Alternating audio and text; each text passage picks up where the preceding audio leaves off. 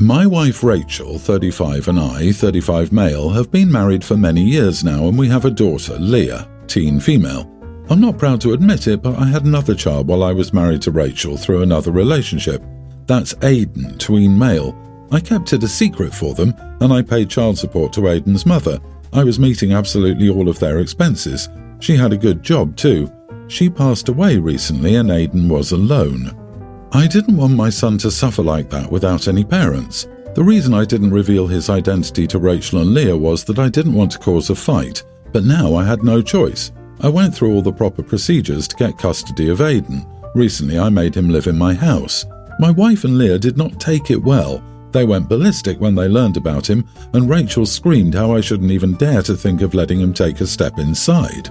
Leah was saying the same stuff, but I didn't back down. They eventually had to be okay with the decision. They've been absolutely livid about it, and Rachel has been demanding to get Aiden away from the house. I told her that I wouldn't do that and warned her against doing anything to him. Leah got mad and asked me whether I value someone who was born out of a loose woman, and I lost my temper.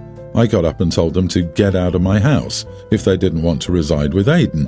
In the end, Rachel was crying and they're not talking to me. Am I the idiot? You are the idiot, major one. This situation your family is in is your fault. You cheated on your wife. You kept it a secret, and now you sprung a secret like this on them with no warning, and now they have to live with a stranger and treat him like a son and brother with zero adjustment time. You didn't want to start a fight? How did that work out? I hope you enjoy being a divorced dad, and you know who your son will blame for the scorn he gets from his sister. Congrats on alienating your whole family. Dude, give her a divorce and let her move on with this horrible part of her life. I don't think you know how badly you destroy people when you cheat. Some of them never recover again to be able to love. This is despicable behavior. Leave your wife and daughter in the house and find an apartment for you. Kicking her out is ridiculous. She didn't do anything you did it all. He also fooled her into thinking he was a half-decent person. If she'd known what garbage she was married to a decade ago, she could have divorced him then and maybe built a nice life with someone who actually loves her. He stole a decade of her life because he didn't want to start a fight, which actually means he didn't want her to know what kind of man she was married to. He didn't really want to face the full consequences of his actions. He did the minimum in acknowledging Aiden and paying child support, but never fully owned up to everything until he absolutely had to. He's a coward. Ironically, if this is true, he may also have screwed himself over here. In states with alimony and for federal purposes, being married for 10 years is often a major milestone. Rachel may be due far more during divorce proceedings now than she would have been 12 years ago. Update: I don't want Leah absent from my life, and Aiden is also my son. I have the right to bring him to my house as his father. For those who are gleefully saying that they hope Rachel divorces me, I'd rather have Aiden in my house than live with Rachel or Leah without him. I'm rich and I can make my own path and find another wife if I want to. Absolutely nothing justifies calling her mother a loose woman like Leah did. Using that language absolutely blames him, his mother, and his ostracism. And yes, it is my house. It's theirs as well, but not legally. I own it. I gave them time to process it. I did not suddenly bring Aiden in, just to clarify. Oh boy, his update doesn't redeem him at all. I can find another wife if I want to. It's my house. I ripped the world down around my wife's ears and then dared to get mad when she and my daughter got angry with me. Wow, what an idiot. Also, OP, be under no illusion that if all you've done is be the bank for your son, he wants nothing to do with you right now either. I'd rather have my son in my life than my daughter was also special. This guy is truly despicable. The fact that he's rich, yet after at least 14 years of marriage, he gave his wife zero legal rights over their house and is behaving so callously is just gross. I'm also thinking about the tween son who is watching this go down. He likely already knows that he was an affair baby, secret child, secret family, which is incredibly damaging itself. Now he's watching his dad throw a huge temper tantrum because the secret's out and indicates that he's willing to throw away a wife and another biological child. My daughter Gigi is always stirring up drama. She was a tattletale as a child and has unfortunately not grown out of it in her 30s. Gigi has this one-sided feud with my daughter-in-law Deb. It's gotten worse because Gigi and her son Max, preschooler, moved in recently. I will spend my breakfast and dinner listening to how much Gigi hates Debbie. Debbie is a career woman, and I don't know if grandchildren are in her future. We don't ask, but the one-sided feud is caused by how Debbie hasn't given my son a child yet and how selfish Debbie is. Now Gigi told us that she's pregnant again. This is shocking for several reasons, but mainly because I've never even heard of my daughter having a boyfriend. In the 2 weeks after Gigi announced her pregnancy, no father has been mentioned. I asked Gigi if it was a Christmas miracle about her pregnancy, and she went off on me, saying at least I'm not like Debbie and being selfish by not giving you grandbabies. I was in a short temper and I told her everyone else likes Debbie more than you because she's not just a miserable cow all the time. I'd rather have a Debbie move in with me than you or your babies because at least Debbie will work her butt off to help provide for the family. Gigi is upset because I'm not happy for her and my new grandbaby, who will now be stuck living with me. My wife thinks I'm such an idiot for saying that, and I should be happy for Gigi and not praise Debbie too much because it makes Gigi do stupid things like trying to get pregnant to one-up Debbie. I think this is the dumbest thing I've ever heard, and I refuse to apologize to Gigi for what I said. If she doesn't like it, she can move out. Not the idiot, OP. Your daughter sounds exhausting, self-centered, and honestly super shallow. Maybe your son doesn't want kids. Maybe Debbie doesn't want kids. Maybe Debbie can't have kids, or your son. Either way, it's none of Gigi's business. If the only praise she can think of for her self-worth is that she can pop babies out, unlike Debbie, I'm terrified of the conditions those children will grow in. If she's trying to gain your approval by one-upping your daughter-in-law and getting pregnant, she must not know you very well. Your wife thinks you should not praise Debbie too much because it makes Gigi do stupid things like try to get pregnant to one-up Debbie. I'm sorry? What? That sentence was so bonkers.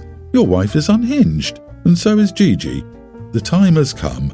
The day has arrived. The reality train is at the station. I'd be fuming if Gigi was my daughter. 100% Gigi is jealous of Debbie's life as a career woman with money who lives with her husband and not her parents while in her 30s. Gigi is a straight-up bitter hater. I tell her that it's time for her to move out and think about running her own household and providing for her children. It sounds like she doesn't have a plan to do any of those things, and she hates Debbie for having a job and proving that it's possible. Gigi needs a goddamn wake-up call. My husband and I have been married for about a year. He has a tween, Nia, and I have a younger tween, Adeline. My husband is the kind of guy who considers himself very manly. He won't do anything he considers feminine. For example, if I need tampons, I have to buy them myself because he thinks it's too feminine for him to do. However, he's a hypocrite because he does everything Nia asks him to do. For example, Nia loves doing makeup on other people, and my husband lets her use him as a model. Well, yesterday I got home to my husband kneeling in front of Nia and polishing her toenails. Adeline asked me to polish her nails for her. I was busy preparing the dinner, so I asked my husband to do it. He told me that he's not comfortable with doing this. Too feminine. I asked him why he was comfortable doing this for Nia. He told me to ask Adeline's dad to do it, and I told him that Adeline's dad isn't here right now, is he? Just do it. He refused again. I told him he's a jerk and a hypocrite and is showing favoritism. He called me an idiot. Am I? Why did you marry a man who's afraid of buying tampons for you? You are the idiot for marrying a jerk. Great role model for your daughter. You knew how he was, decided to marry him, and subject your daughter to him anyway. You can't be surprised when he behaves the way he's always conducted. OM Jesus, my husband used to keep tampons in the passenger drawer of his truck, just for me and my daughter, for emergency reasons. This is the right kind of masculine man. Drives a masculine car but has female things, just in case. I wonder why OP's hubby was a single dad in the first place. I'm going to guess his double standards and views. You married a misogynist and now you're surprised that he's behaving like a misogynist. Are you okay? Have you had a stroke or something? Did you get married after a week? How could you not have seen this? Your husband sounds like two shoelaces and chewed up gum are holding together his masculinity. He's also showing clear favoritism to his daughter and neglects to show any of the same care to you or your daughter. How could you allow him to treat you and your daughter like that? Good job picking a stepdad who doesn't care about your daughter. My husband, 67, and I, 67 female, have 3 kids and 7 grandkids. Our youngest son, Merlin, 34, has 2 kids with his wife. They're twins, young teens, 1 boy, Towns, and 1 girl, Emmeline. We see all of our kids and grandkids often and love them very much. Towns is our sporty one. He plays baseball and loves it. He's also the sensitive grandchild. He's not afraid to cry if he's sad. Emmeline is our artist. She's always painting, drawing or knitting. As you may be able to tell, we love to support our grandkids' passions and interests in any way possible. Every year, Christmas breakfast is done at our house. My husband and I love having everyone come over. The grandkids all get gifts at their houses and then come over here. We eat and then they open gifts from us. We also get gifts for our kids and their spouses. On Sunday, we had our kids and grandkids over to help decorate for Christmas. After some decorating, we took a break to make dinner. When dinner was ready, Merlin and his wife were joking about how their kids might be on the naughty list after they got in trouble at school. We asked what happened. Towns got in trouble for selling snacks. Towns has a friend whom he met on vacation a few months ago, a boy from Panama. They both love baseball and will send each other gifts or souvenirs and snacks from each kid's country. Towns said that he sold some of the snacks this boy sent him with the boy's permission, which was against school rules. He got 2 days of detention and said what was worse was his coach telling him he's disappointed in him since he's usually a good kid. Then we asked Emmeline what she did and she didn't answer because she said she was being unfairly bullied for it. Towns then started to look like he was going to hold back tears. We asked him if he needed to talk to someone and he asked to talk to me. He said that Emmeline had said some racist things to a Hispanic boy, making jokes about his culture and heritage, and how she got suspended for 3 days, and that she was getting some pushback, but he thought it was justified pushback. I then asked my husband to speak to me, and after talking, we asked Merlin to talk to us. We told Merlin we were concerned about Emmeline's behaviour, and he said that both kids got in trouble, so we should also be concerned about Towns. We told him it wasn't the same and also told him he needed to address Towns' feelings about this. He dismissed us. We then told him that if he didn't take these actions, he and Emmeline wouldn't be getting Christmas gifts. He then talked to his wife and I could see her getting uncomfortable.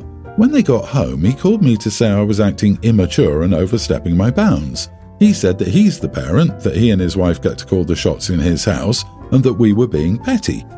Am I the idiot? You are the idiot. Why does it seem like everything revolves around Towns for you? Why should your son address Towns' feelings in regard to Emmeline's punishment? Sure, she deserves punishment, but that shouldn't be dictated at all by her brother. First, I think you're unfairly interfering in your son's parenting. If you want to have a frank conversation with Emmeline, then that seems reasonable, but setting ultimatums with your adult son is ridiculous. Second, I think you have favourites here. Emmeline is her own person and should be treated as such. She's not an extension of Towns' feelings. She is her own person. I wouldn't be surprised if that's why your son pushed back. I think it's totally appropriate to be disappointed in your granddaughter for saying awful things, and as a grandparent, you should talk to her about it. But you are the idiot for using Christmas as a tool for punishment. Christmas and birthdays should stand alone. P.S. I'm curious how a kid gets 2 days of detention for selling snacks. That's crazy. Both kids received punishment from school authorities for breaking school policies. Emmeline received 3 days, 1 day more than your grandson. While it's positive your grandson talks to you about his concerns, the answer isn't for you to insert yourself, act like a superior court arbiter, and demand greater punishment, or you will withhold Christmas gifts. So manipulative. Shame on you. This is the first time I've had drama with my best friend, Trenton, both 27 males, since high school. I've known his wife Chrissy since college, and during their wedding I met Becca, who was the maid of honour, 28. She's a really cool person. She has a young grammar school-aged daughter who she brings to Trenton and Chrissy's when I'm there, so I've gotten to know Becca well. Recently I broke up with my girlfriend and I was hanging out more at Trenton's because Chrissy was pregnant. Chrissy suggested that since I don't have anyone to do things with right now, I should get closer to Becca because she likes to try new places too. Becca is fun, easy on the eyes, and would provide great company. We made plans to check out a new brewery, and I was clear that it was as friends. We texted back and forth a few times during the week leading up. Saturday comes, and 2 hours before, she calls frantically saying her kid was having a meltdown because of her dad's parents and was sick, so she had to cancel. I told her it was all good. The following week we didn't talk as much, and Chrissy asked if I was going to give the friendship another go. I said maybe. On Monday, Becca called me to apologise and asked if I wanted to check out the brewery on Friday. I said absolutely. Literally 1 hour before, she called me almost in tears, saying the babysitter cancelled and asked if I'd be okay waiting for another hour. She was going to take her kid to her parents, who lived 30 minutes away, and then would meet me. I told her I wasn't going to wait around another hour because the whole point of this was to have friends to do things with. I'd been bailed on twice, so I was going to go. She offered to have me come to her place and she'd make us a drink on the back deck and we could hang out there for the night till her kid went to bed. I said that wasn't the kind of friendship I wanted, and it just felt like our schedules were not aligning.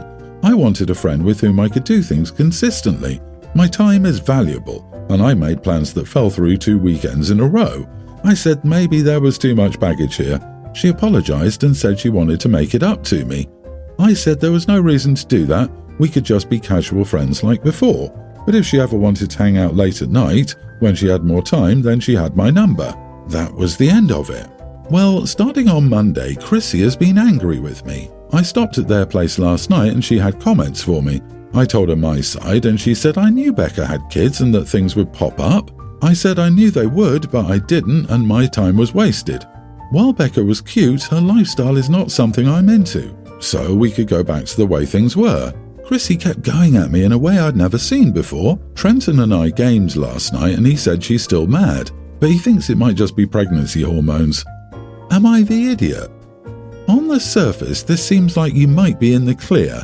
You don't feel your time is being respected and you share your expectations clearly, but it's a way to bury the real reason. You are the idiot. You sent her a text that said, I'm not going to put any effort in, but if you want intimacy, hit me up. And yes, that's gross. Yikes, dude. Yep, basically she's got too much baggage for OP to waste his valuable time on, but she's good enough for a late night booty call, but just barely. I think Becca dodged a bullet. You are the idiot for how you talk to her. You don't have to want to be friends, more than friends, into her lifestyle, etc. You could at least be polite and keep it to yourself that her emergencies with her kid are a waste of time and an indication of baggage in your eyes. P.S. She didn't bail on you the second time. She was running late. You bailed.